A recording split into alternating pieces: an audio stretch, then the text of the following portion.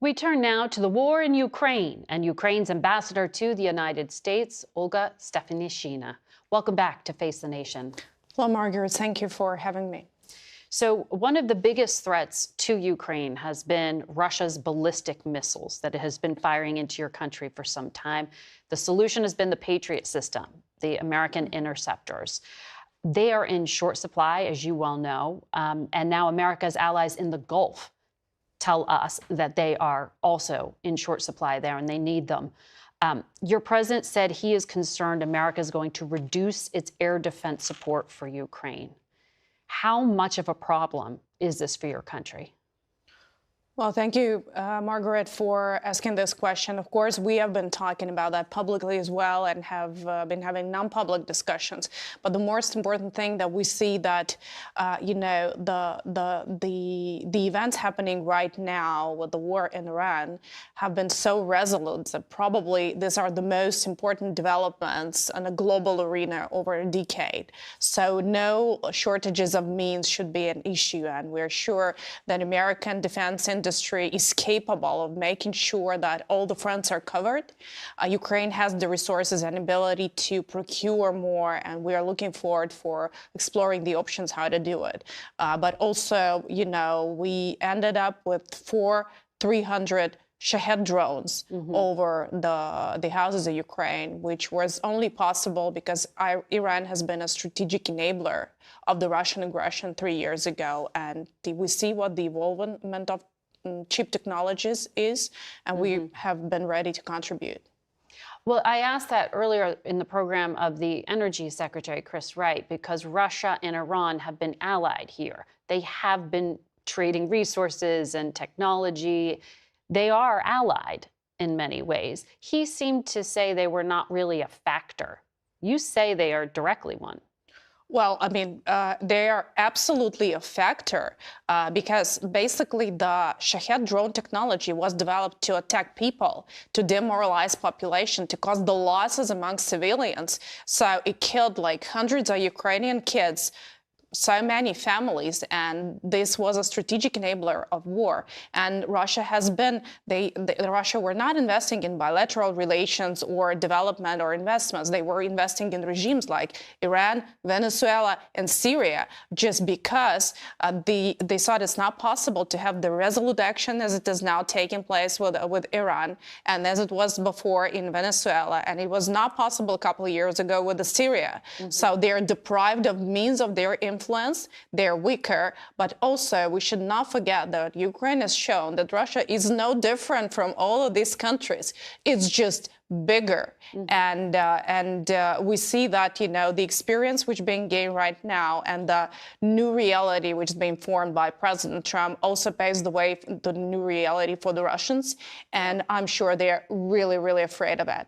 Well, your president said he was asked by the United States to provide anti-drone technology that Ukraine has to America.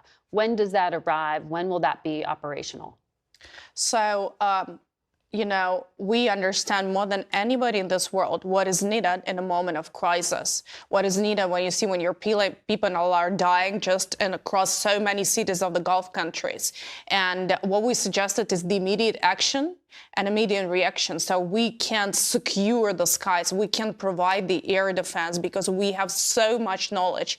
And these are only Ukrainian people, Ukrainian armed forces who have this knowledge and capability. So we are able to provide it to the United States and the Gulf countries. And this is what we did. We are not going to stand aside knowing that people are dying because we know how painful it is. And we will do everything we can to make sure that this resolute action is ending up with something that is called positive.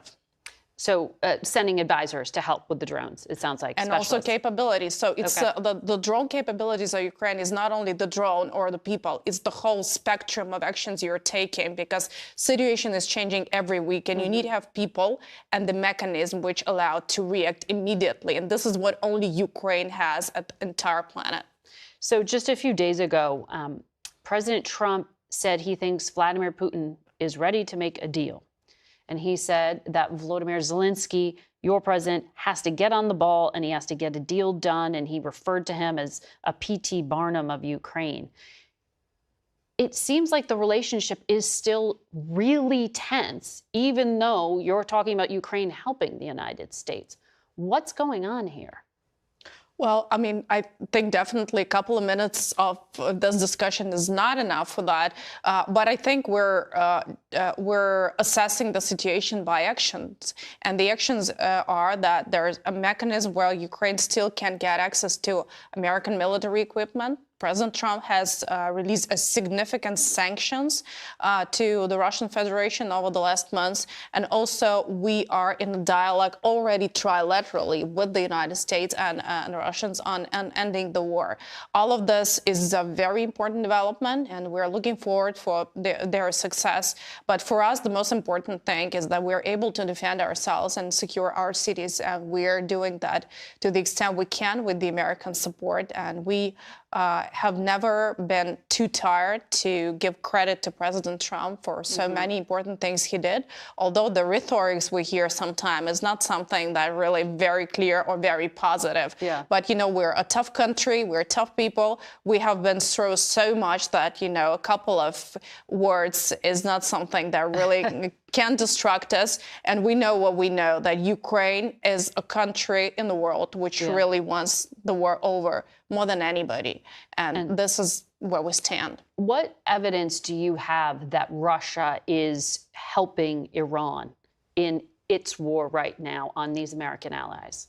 Well, some information has been provided. It's not something that we would want to share, you know, in a media or go public with. But I can also assure you that it's not only Ukraine. There are like a lot of countries who have a lot of information, and a disposal and intel community is very well developed across all the NATO formats. So whatever information is there, it's already at the disposal of, you know, all allies and partners, including the United States. And I'm sure this is an information which is black and white. It's now nothing which could be called gray.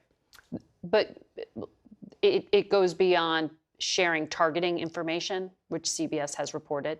I'm not sure that I could really comment on that, but I think we should look also in the context that Russia has been supporting the regimes of the countries I've mentioned, like Venezuela, like Syria, like Iran, for years. And this partnership was possible and evolved in building the productions in the Russian Federation. Ambassador, thank you for your time today.